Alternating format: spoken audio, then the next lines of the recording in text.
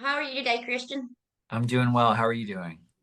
I'm great, great. I watched your movie today, and it's really powerful. It's really kind of chilling. I don't know a whole lot about people that are into the sovereign movement until now, Mhm. thanks to your movie. But I mean, it's really kind of scary. Yeah, I think your reaction is probably the intended reaction. It's a film that discusses a lot of different issues and hopefully leaves you with something to think about at the end. The intention isn't to sort of present kind of a clear-cut answer at the end of the movie. It's the type of movie that hopefully you leave feeling like you had an experience and you want to talk about it with your friends who also saw it and sort of have a discussion. I definitely going to look more into the movement because now I'm curious. And, because like I said, I had heard a few things, but I had never really heard a lot. Yes. So it's definitely something that has piqued my curiosity now. Yeah. So Yeah. I'll be looking into. And the film is based on a true story. Is that right? It is. It's loosely based on a true story. It's based on a crime that took place in Arkansas in 2010. And the two characters in the film, Jerry and Joe Kane, are based on real people, and that storyline stays very close to the real storyline. But out of respect for everybody else involved, we fictionalized all of the other characters. Right, right. That's understandable.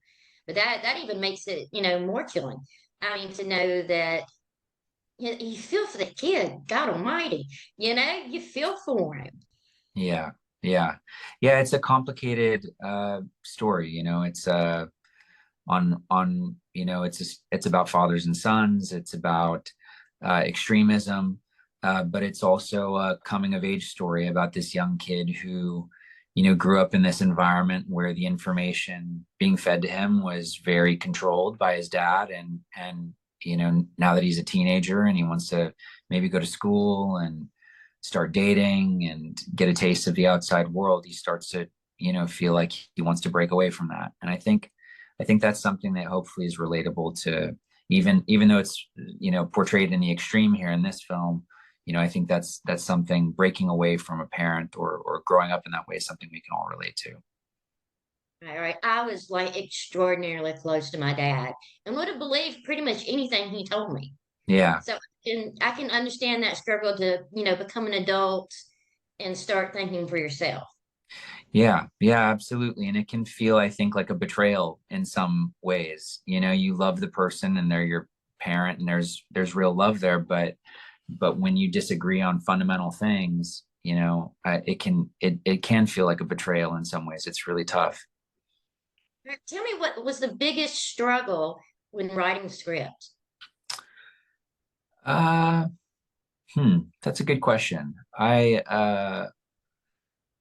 think the thing that I was striving for the most was authenticity, and to try not to take too much of an editorial hand in terms of judging the characters. I have my own personal beliefs about things, but approaching a story like this, it's a fine line between wanting to humanize people, but also, you know, this crime was a horrible tragedy. It's not something that can be defended anyway. So I think that line of like, how do you tell the story from the perspective of this 15-year-old kid who did something horrible and have that feel honest, but at the same time have it not feel like somehow like an endorsement of what he's done.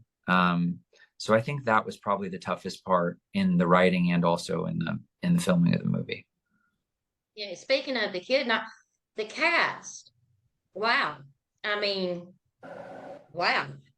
Yeah, we got a great cast. I mean, especially these Nick Offerman, Jacob Tremblay, Dennis Quaid, Martha Plimpton, Nancy Travis, Thomas Mann. They're all in their own right just top notch actors. Some of the best actors working today, and we were really really fortunate to have them. Yeah, they are. It was amazing. and they all did such an amazing job in their characters, especially the characters of Jerry and Joe. Nick Offerman and Jacob Tremblay, they just nailed it. They nailed it hard. Yeah, I think they did. I think Nick's performance is really, I mean, I'm biased obviously because it's our film, but I think this performance is maybe one of the best performances of his career, and something really unique for fans of his to see. I really hope, his fans get to see the film and see what he's done. Yeah, it's definitely intense. Yes, it's intense. Okay, well, what while you were filming the movie, what was some of the biggest hurdles and triumphs? I think during production it was just we were a fully independent film. I think that we had a lot of hurdles. Production was not it wasn't an easy film to get made or to get financed or to shoot, because it was totally independently financed. So we had financing issues up to the last minute. We had uh, then in terms of the physical production, um, the time frame to shoot the movie was very short for the number of locations and what we had. So we're moving very fast. We had some weather issues during the big sort of, I won't spoil it, but sort of the climactic scene.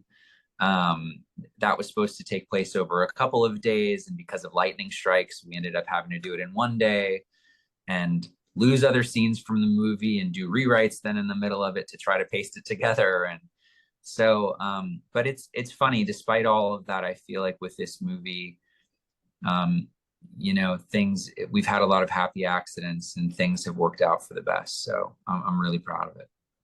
Yeah, yeah, it came out well, and like I said, it was intense, Yeah. and you're holding your breath and hoping to God something bad doesn't happen, and then it does. But in the best way. Yeah. That makes sense.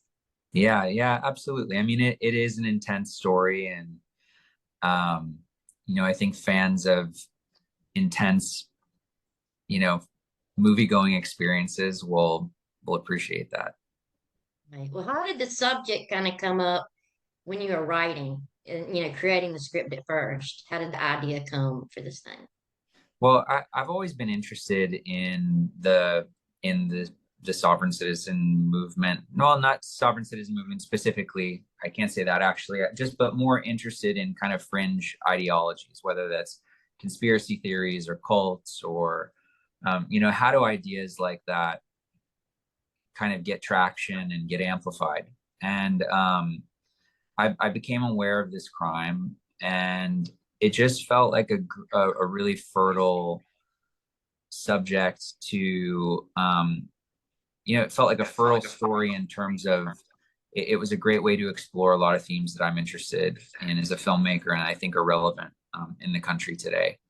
um, so we talk in the movie sort of there's themes of gun culture, or how do we deal with mental health, how do we deal with sort of the lack of the erosion of trust in sort of traditional information systems.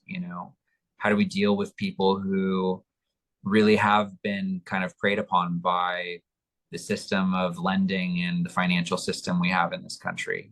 How do you address those grievances, and what's our sort of social safety net and obligation, and also themes of fatherhood. So it just felt like a way for me to synthesize all of those things that I've really been interested in digging into. Right, and it's we've got tense political times right now. So, I can kind of understand how people would go to an extreme when it comes to, worrying about what the government's doing and what's going on. Because I mean, it's a scary time right now.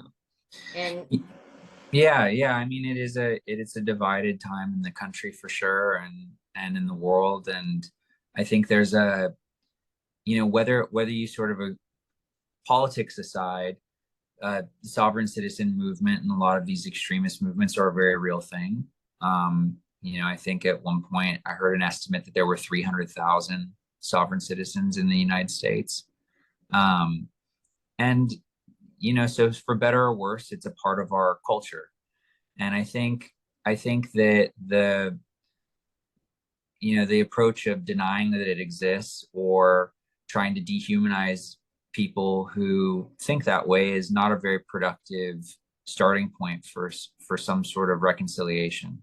And I think that this story is trying to, it's a challenge, but it's also really fascinating to try to inhabit the perspective of somebody that's really different from yours, Right. and I think when you do dig into those perspectives, a lot of times you find that there's really real grievances there. There's somebody lost their home, somebody, signed a bad loan, and now there's a balloon payment that they can't pay for. That's a really common story. And so when there's a lot of people feeling like that, feeling preyed upon by the system, and they don't have trust in the system, and then somebody like a Jerry Kane comes around with a solution, even if it's the wrong solution, he's offering up something, and it's hope. And I think that that's how a lot of people, band together and kind of form communities around that. Right. I completely agree. And it, I think everybody should try to understand everyone else's point of view. Yeah, They yeah, believe something, how that belief could be fixed or helped or something. And, this movie it calls so many things to attention. yeah, Not just the movement, but the struggle of a young man and the struggle of a father who's dead set on ideas. yeah. And it's important. I think it's important to talk about those things. Thank you. Yeah, I agree. I mean, I'm really glad that hopefully that's how it's being received. And I think it can be a challenge sometimes because a lot of people come into a movie sometimes with the expectation that they're going to be kind of given the answer or the thesis, or the filmmaker is going to deliver the point at the end. And I think this movie really, really ends with a question, and I think my favorite film watching experiences are those movies where you watch it with a group of people, and then you discuss it afterwards. It leaves you with something to talk about. And I think that's such a part, like being an active participant in that discussion is really such a part of what makes this movie special. And I hope people that like those kind of films find our film. Right, right. I hope so too. And I have to say, I'm not going to spoil anything, but there's a moment where somebody's running down a road and didn't get killed, and I am so thankful for that. Yeah. You know what I'm talking about. Yeah, that's part of the true story, actually. Oh, really? Great. Okay. Yeah. I can breathe. Yeah, that's part of the true story. It's shocking because it seems like a manufactured moment of like, well, at least they did that. But no, it's in real life. There's video of it. It's pretty remarkable. Oh, wow. I'll definitely have to look that up because Yeah. I was worried there for a minute. Yeah, I was too, actually. That's great. I love it. And I love that you just put this movie, it seems like it came together so well because between the story and the cast, it just works. Thank you. Thank you. And it plays on so many different emotions, whether it's fear or stress or, loss. It's got it, Thank you. and even, heartbreak and family and all that, because I ain't gonna lie to you, my heart just went out for that kid. I mean, it was brutal. Yeah. Yeah, I think, it's tough with something like this because in the research of this, like there were, they even a villain, has another side usually, and I think especially when you're dealing with the villain in this situation, at least on paper, being a 15-year-old kid, who was raised in those circumstances. So I think you have to,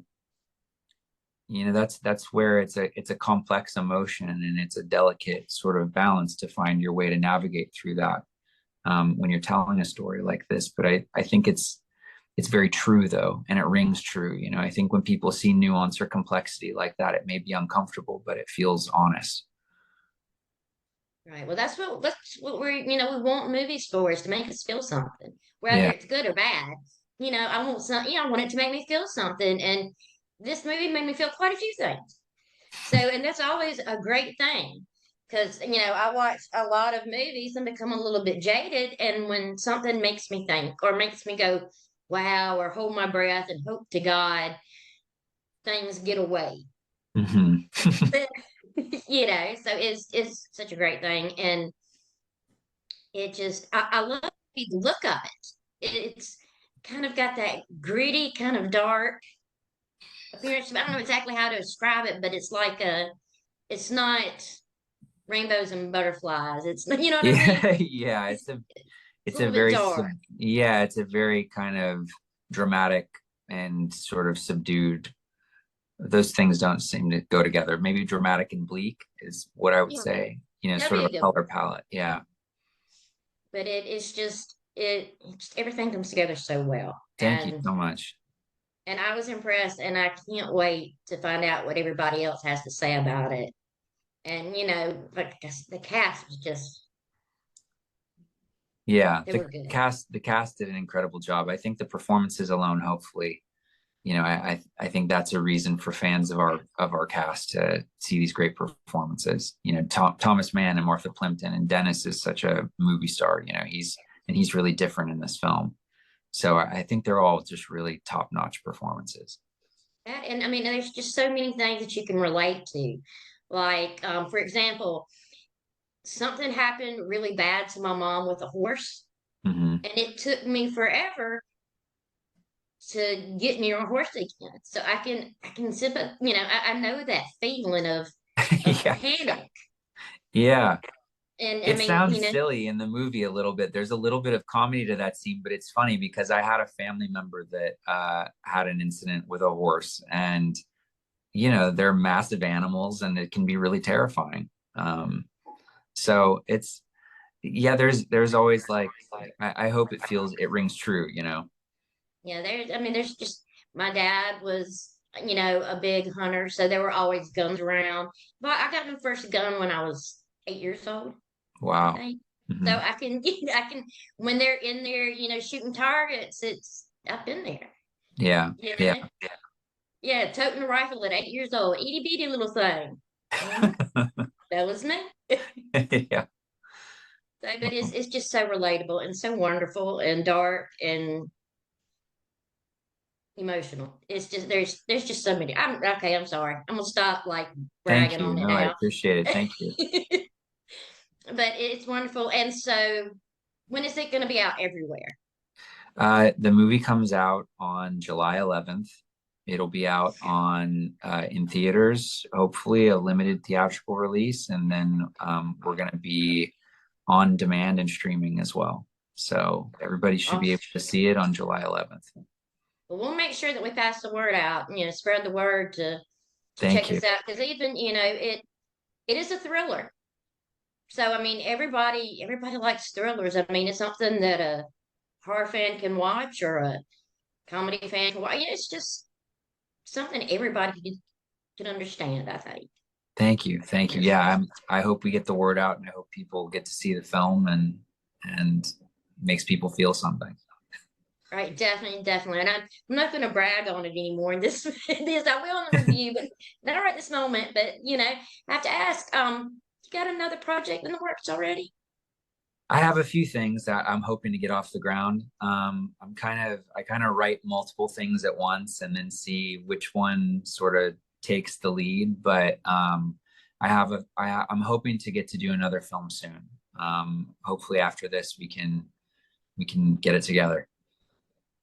Right. Well, I guess we just have to wait and find out what that is. I Yeah. understand. I get it. I get it. But we'll have our fingers crossed. Thank you. Thank So, you. I appreciate that. but and I thank you so much for taking your time and talking about your movie with me, and it's amazing. Thanks so much for having me.